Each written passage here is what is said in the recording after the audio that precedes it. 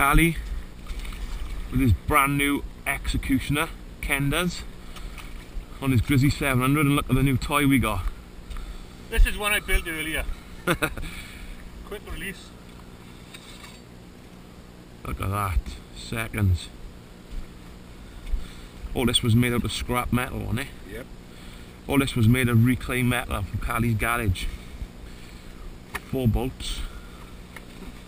A little bit of a strap on it. You made all that as well, did you? Like out of my van, I did. That's awesome. And then we got a still MS171. Put that in there. Block that into there. It's awesome, isn't it? Strap on the back.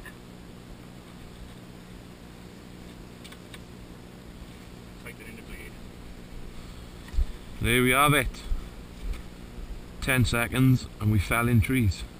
Result.